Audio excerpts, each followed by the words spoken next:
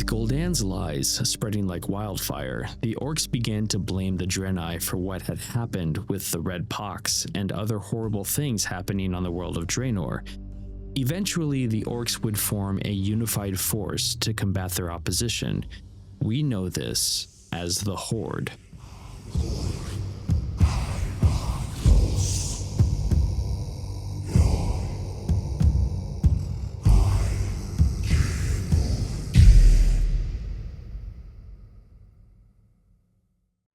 If this is your first time here, welcome to the channel. My name is Quaylen, and I'm in the middle of abridging the World of Warcraft Chronicle books. That means I'm taking written content that's already condensed and condensing it a little bit more.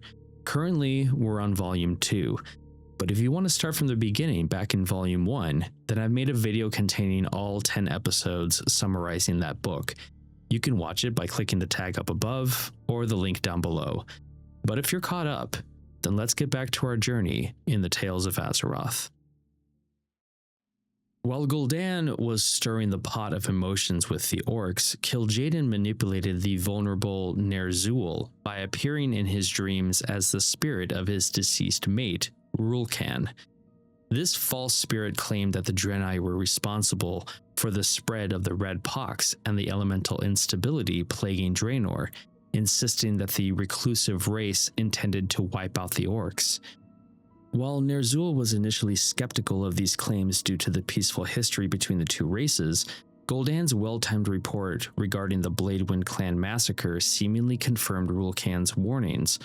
Convinced of the threat, Ner'zhul accepted the spirit's guidance that the only way to ensure orcish survival was to unite the clans into a single, massive army.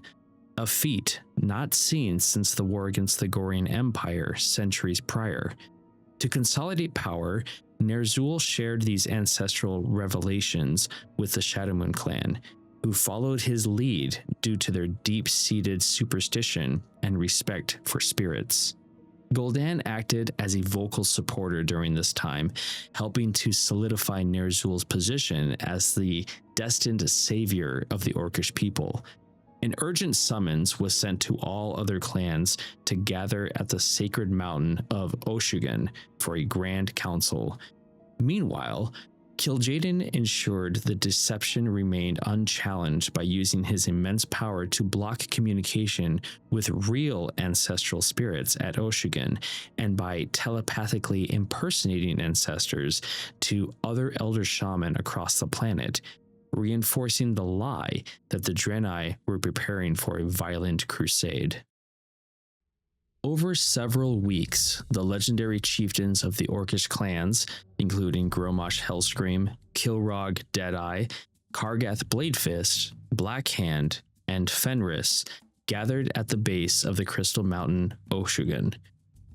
Among them was the Frostwolf chieftain Durotan, who arrived with his mate Draka and the shaman Drekthar.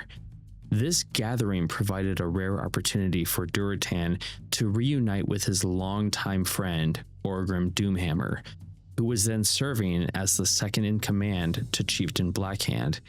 As the clans assembled, the air was thick with tension and the weight of the impending decision that would alter the course of their history. Ner'zhul finally addressed the massive assembly, relaying the prophetic warnings he claimed to have received from Rul'Kan and other spirits. He blamed the Draenei for the Red Pox and the elemental instability, citing the Bladewind massacre as proof that the Draenei intended to annihilate the entire orcish race. He proposed that the only hope for survival was for the clans to abandon their independence and unite as a single army to destroy the Draenei. To allow the weight of this proposal to sink in, Ner'zhul granted the chieftains a full day and night to deliberate on whether to merge their people for the sake of total war. The ensuing debate exposed deep rifts among the leadership, with warmongers like Grommash and Blackhand favoring immediate unification, while others like Chieftain Zaghrel of the Whiteclaw clan argued that such bloodshed might further offend the elements. Durotan remained deeply conflicted, remembering the hospitality and peace he had witnessed years prior from Velen and the Draenei. Yet he felt unable to openly challenge the supposed wisdom of the ancestral spirits. Drekthar and other elder shaman further complicated matters by confirming they had seen similar visions, leaving Durotan and other skeptics with little ground to stand on against the divine mandate for war. During the deliberations, Gul'dan moved through the ranks, using his own perceived physical weakness as a psychological weapon to shame others into supporting the cause. He framed the unification as a matter of absolute honor, implying that anyone who refused to fight alongside even a wretch like himself was a coward. While he successfully swayed the majority, Gul'dan carefully noted the identities of those like Zagrel, who remained stubborn in their opposition. At dawn, the vote was cast, and the vast majority of chieftains agreed to unite under a single banner, officially forming the entity known as the Horde. Amidst this political shift, the history of Orgrim's family weapon, the Doomhammer, loomed in the background. An ancient prophecy stated that the last of the Doomhammer line would bring both salvation and doom to the Orcish people before the hammer passed to an orc outside of the Blackrock clan. This future wielder, not of Orgrim's bloodline, was destined to use the legendary weapon to lead a cause of true justice. This prophecy served as a grim reminder that while the Horde was being forged in deception and blood, the ultimate fate of the orcs and their greatest artifacts remained tied to a destiny beyond Ner'zhul's current machinations. In the months following the Horde's formation, the orcs transitioned from political unification to active warfare, launching sporadic and violent attacks against Draenei hunting parties.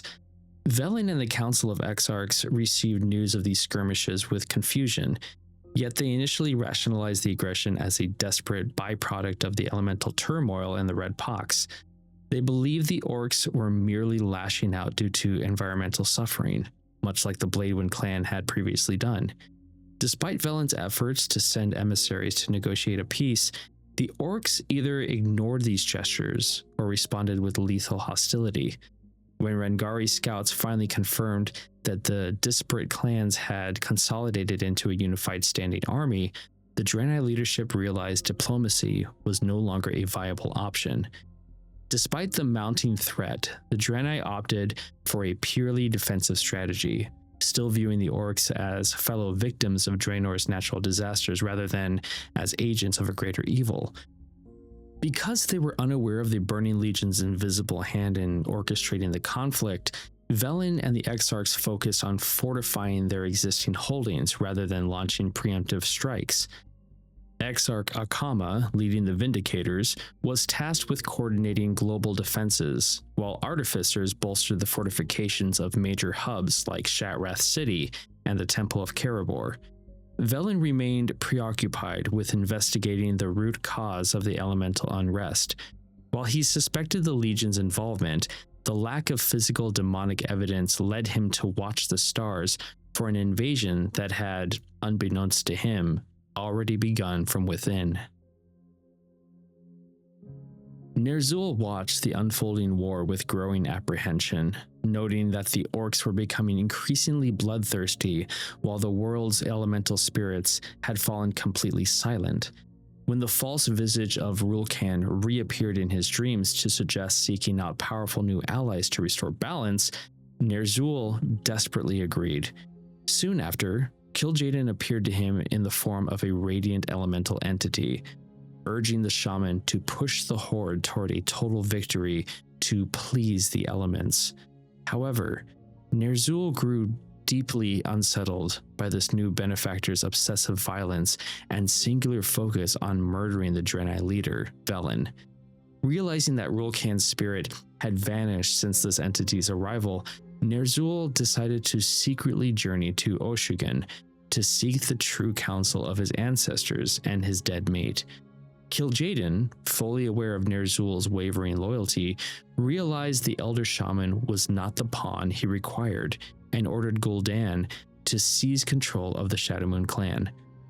Gul'dan began recruiting allies, starting with a young and respected shaman named Teron Gore, who had grown frustrated by the element's silence. Gul'dan seduced him with the power of fell magic, deceptively labeling it as a higher form of shamanism that could finally save their people. Tarangor became the first of many Shadowmoon shaman to abandon their old ways for this new power. As the corruptive fell energy began to twist their minds and darken their hearts, these new warlocks abandoned their noble intentions and shifted their absolute loyalty to Gul'dan alone. Before we continue, I'd like to mention that if you like this kind of content, make sure to like this video and subscribe to the channel. And if you ever feel inclined to support the work that I'm doing, you can check out my membership options here on YouTube or over on Patreon. I really do appreciate everyone who has supported me so far with this project, and I can't wait to make more content for all of you. If you'd like to add your name to the list of supporters, you can check out the links down below. Other than that, let's get back to our story. Upon reaching Oshu'gun, Ner'zhul exerted a massive force of will to break through the spiritual barriers Kil'jaeden had erected around the mountain, finally making contact with the real ancestral spirits. Among them was the true spirit of Rulkan, who revealed the devastating truth. Ner'zhul had been a pawn in a grand deception. She explained that the Draenei were never the enemy and that Kil'jaeden's true goal was the absolute corruption of the Orcish race, facilitated by Gul'dan's betrayal. The encounter ended in tragedy for Ner'zhul, as Rulkan and the collective ancestors turned their backs on him in silent condemnation, a spiritual rejection that left the shaman crushed by an overwhelming sense of shame and the realization that he had delivered his people into the hands of evil. Driven by a desperate hope to sabotage the plans of Gul'dan and Kil'jaeden, a shamed Ner'zhul attempted to return to Shadowmoon Valley, but he was intercepted and captured by Gul'dan and his newly trained warlocks. Although many of the warlocks demanded his execution, Gul'dan spared him under strict orders from Kil'jaeden, who wanted the shaman to live as a witness to the downfall of his race. Additionally, keeping Ner'zhul alive prevented the other clans from becoming suspicious of the sudden change in leadership.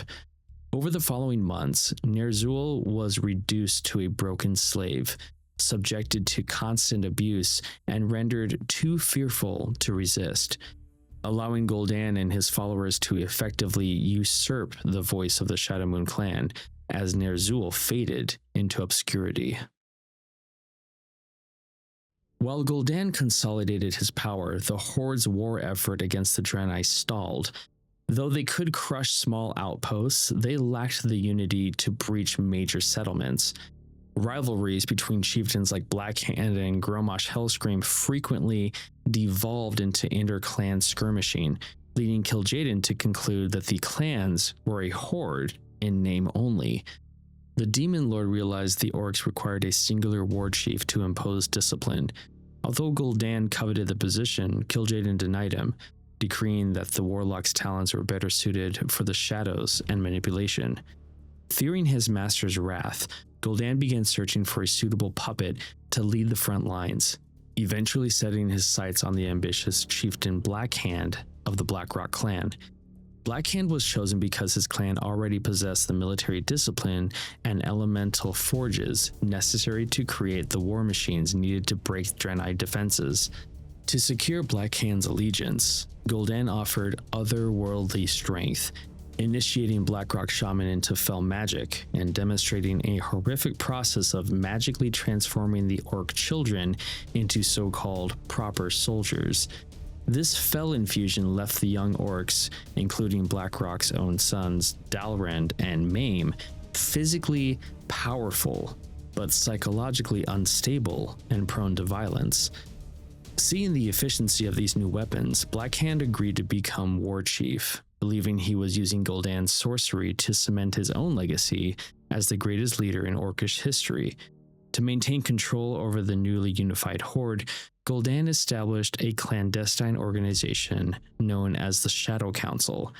He invited Blackhand to be a member to give the war chief an illusion of total authority, while secretly ensuring the council's inner circle consisted only of Shadowmoon warlocks loyal exclusively to Gul'dan. This created a relationship of deep mutual distrust. Gul'dan intended to use Black Hand as a disposable puppet ruler to shield his own machinations, while Black Hand was confident he could outmaneuver the warlock and use his magic to secure a permanent place of power. With this fragile alliance in place, the Horde finally had the centralized leadership required to wage a coordinated war of extinction. As Black Hand intensified the offensive against the Draenei, Gul'dan formalized the Shadow Council, primarily composed of Shadowmoon warlocks like Tarangor, but expanding to include individuals from various clans sworn to absolute secrecy. To enhance the council's reach, Gul'dan looked beyond the Orcish race, recruiting two pivotal figures, Garona and Cho'Gall. Garona, a half-orc, half-Draenei survivor of the Bladewind clan, had been forged into a ferocious warrior and skilled linguist through years of abuse and her time as an interpreter. Gul'dan feigned sympathy for her status as an outcast to lower her guard, only to have his warlocks magically bewitch her, transforming the brilliant and strong half-breed into a mindless, highly effective assassin for the council's dark interests.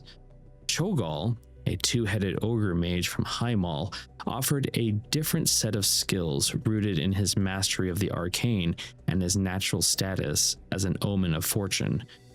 After narrowly escaping an assassination attempt by the Highmaul aristocracy, who feared his rising influence, Cho'Gall sought the power necessary to exact his revenge.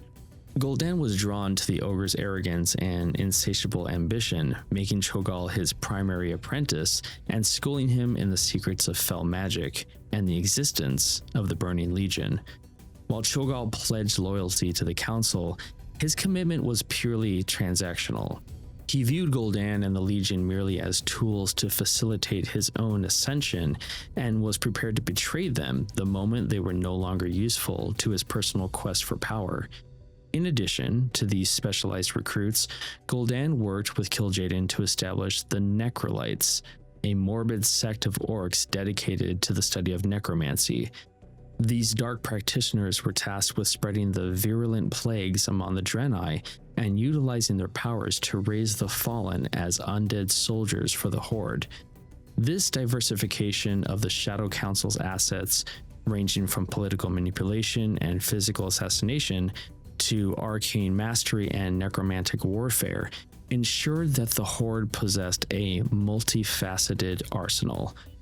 Through these clandestine efforts, Gul'dan successfully laid the groundwork for a shadow government that could dictate the fate of Draenor, while the chieftains focused on the visible carnage of the front lines. While Gul'dan had secured Black Hand's personal support, he understood that the other Orcish clans would not immediately accept a Blackrock chieftain as their supreme leader. To bridge this gap, he deployed Shadow Council agents across all Orcish territories to conduct a sophisticated propaganda campaign, spreading tales of Black Hand's legendary deeds and claiming his shaman had tapped into a mysterious power far greater than the elements. This coordinated effort was designed to manufacture a sense of awe and destiny around Black Hand, making his eventual rise to war chief appear inevitable. Simultaneously, these agents acted as spies, identifying any dissenters who threatened the Horde's unity and reporting them directly to Gul'dan to ensure any sparks of rebellion were snuffed out before they could catch fire. Chieftain Zaghril of the White Claw clan emerged as the warlock's primary target, as he vocally advocated for ending the war and returning to traditional shamanic rituals to heal the orcs' relationship with the elements. Fearing that Zaghril's influence would sway other skeptical leaders like Durotan of the Frostwolves, Gul'dan ordered his magically ensorcelled assassin Garona to execute the dissident leader. Garona successfully infiltrated the White Claw encampment and stabbed Zaghril through the heart without leaving a trace, triggering a violent internal power struggle among his family that permanently crippled the clan's influence. While Durotan suspected that Zaghril's untimely death was a targeted assassination intended to silence the Horde's opposition, he lacked the proof to challenge the unseen forces moving against those who clung to the old ways. Gul'dan convened the chieftains and shaman at Oshigan to finalize Black Hand's rise, utilizing the shamanic community's desperation to secure total support. He argued that the elemental spirits had abandoned the orcs and presented fel magic as their only salvation, a power he claimed was a gift from benevolent beings, while carefully concealing the existence of Kil'jaeden and the Burning Legion from everyone except his inner Shadow Council. To prove its efficacy, Blackrock warlocks publicly executed Draenei captives by siphoning their life essence, a display of power that led the once pious shaman to beg for instruction in these dark arts. Even the skeptical Durotan, fearing his clan would be vulnerable if they remained powerless, reluctantly permitted Drekthar, the Frostwolf shaman, to embrace the corruptive energy. With the clans now spiritually and martially indebted to the Blackrock clan's mastery of fel magic, Gul'dan moved to centralize command by warning that the Draenei were mobilizing a massive defense. He insisted that even with their new magic, the Horde would fail without a singular war chief to oversee all military operations, positioning Black Hand as the only logical choice due to his string of victories and his clan's superior war machines. Though many chieftains viewed Black Hand as a dangerous rival, they were seduced by the prospect of he and his warlocks transforming their own clans into unstoppable forces. This atmosphere of awe and dependency ensured that the proposal for a war chief was met with the consensus Gul'dan required. The final vote for the title of war chief was unanimous, though it was driven as much by fear as it was by respect. Durotan begrudgingly cast his vote for Black Hand, whom he recognized as a tyrant, primarily to protect the Frostwolf clan from the certain retribution of the Blackrocks and their new allies. With his coronation complete, War Chief Black Hand assumed absolute command, promising to replace the clan's previous disarray with precise, genocidal purpose. Under this new leadership, the Horde was no longer a loose collection of families, but a singular, focused engine of war dedicated to the total annihilation of the Draenei race in the name of the ancestors, for the clans, and for the Horde. War Chief Black Hand initiated the structural transformation of the Horde by ordering his Blackrock Masons to construct a massive capital in the western Tanaan jungle known as the Citadel. This imposing stronghold served a dual purpose. It functioned as a neutral meeting ground for chieftains to coordinate strategy and as a centralized hub for the Horde's growing number of warlocks to refine their fel magics. Within its walls, Gul'dan and the Shadow Council established their secret headquarters, operating in the shadows to monitor the inhabitants and ensure total control over the begrudging military state. As the foundations were laid, Black Hand replaced the previous chaotic raiding style with a rigid military hierarchy, assigning specific roles to each clan based on their inherent strengths.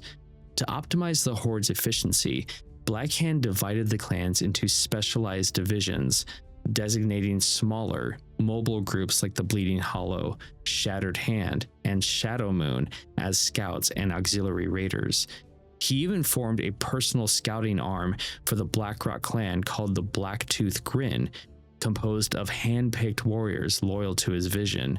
The primary bulk of the army, the main fighting force, was anchored by the heavy-hitting Blackrock, Warsong, and Frostwolf clans.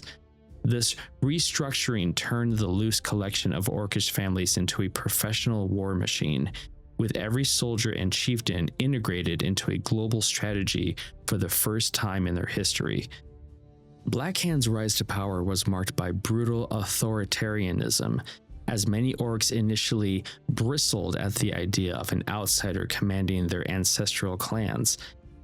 The war chief crushed this dissent through public executions and the threat of total annihilation of entire clans, using the superior might of the Blackrock clan to enforce his will until the remaining clans fell into line.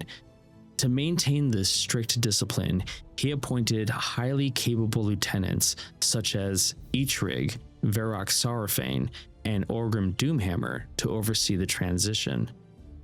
Under their supervision, the Blackrock forges of Gorgrand operated relentlessly, choking the sky with smoke as they produced the massive quantities of armor, weaponry, and siege engines necessary to finally break the Draenei's defenses.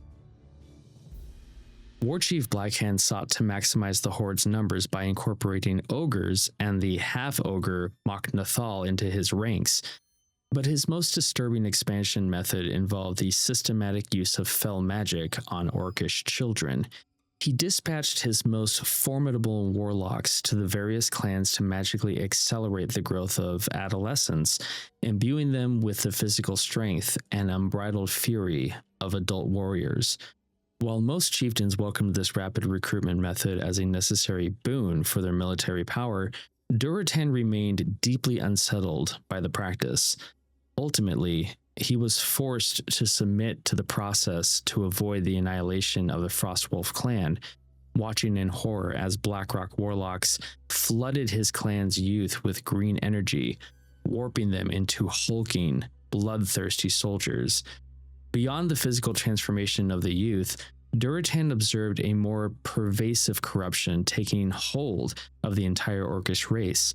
Their natural brown skin was becoming splotchy and turning a sickly green.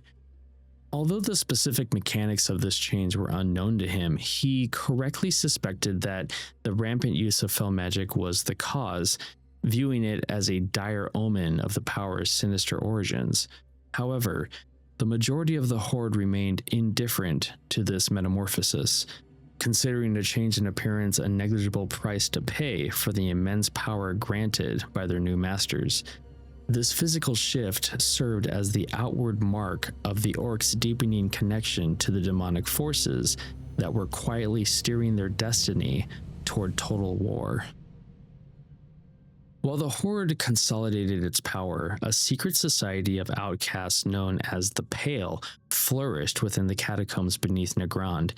These exiles had spent generations siphoning void energies from Kure, the decaying Naru residing in Oshigan, granting them dark powers that rivaled the potency of fell magic.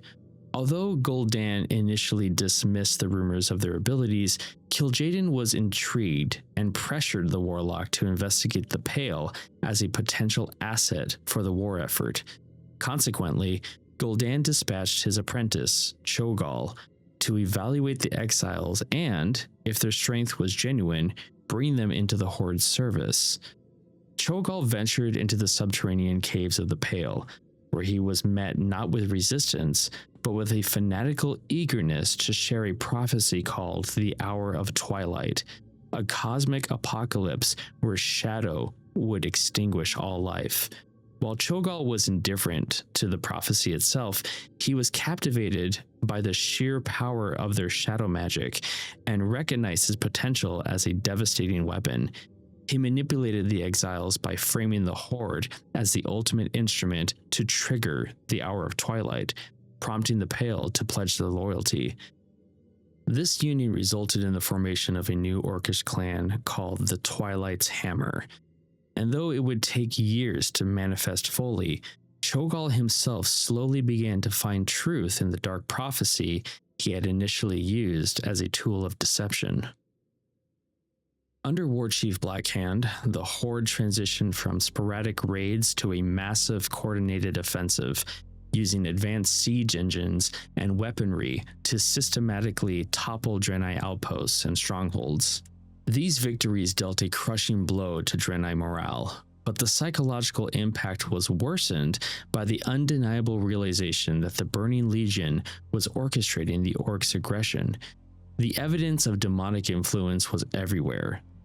The land itself was dying as forests withered and water sources became polluted with foul energies from the rampant use of fell magic. Velen was particularly devastated by this discovery, realizing that while his prophetic visions were beginning to return, The Legion had already successfully infiltrated and corrupted the orcs right under his watch. Faced with the impossibility of escaping the planet, Velen and the Council of Exarchs recognized they could no longer protect their outlying settlements and ordered a full-scale withdrawal to their most formidable bastions, Shattrath City and the Temple of Kerebor. The Draenei focused all the remaining resources on fortifying these two locations, hoping to survive the Horde's onslaught while dreading a direct invasion by the Legion's demonic forces. Simultaneously, the elemental spirits of Draenor reached a breaking point as the world's life force was drained by fell sorcery.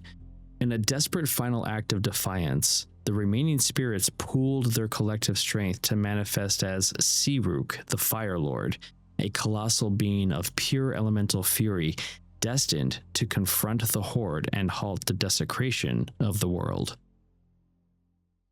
Warchief Blackhand gathered the unified clans for their largest offensive to date, targeting the Temple of Kerebor to break the Draenei's spiritual morale and pave the way for an assault on Shattrath.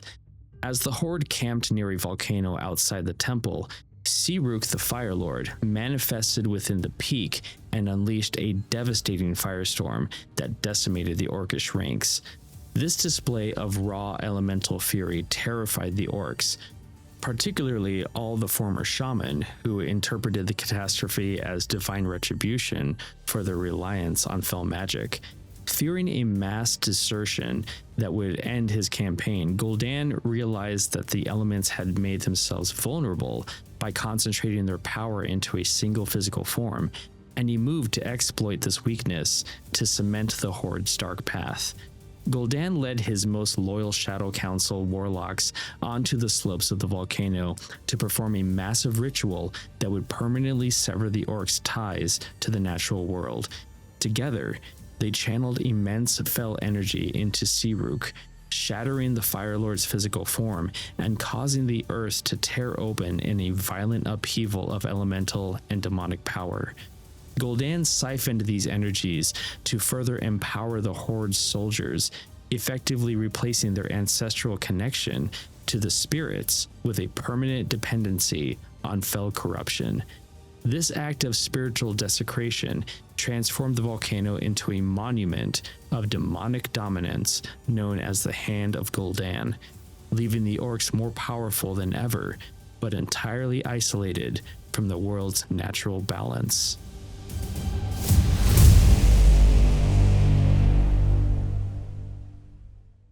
Thank you so much for watching this video. If you like this kind of content, make sure to like and subscribe. And if you'd like to support the work that I'm doing, please check out my YouTube, Patreon, or Twitch memberships. And a big shout out to all the names on the screen here. You mean so much to me. Thank you so much for your help. And with that, I'll see you guys next time on the Tales of Azeroth.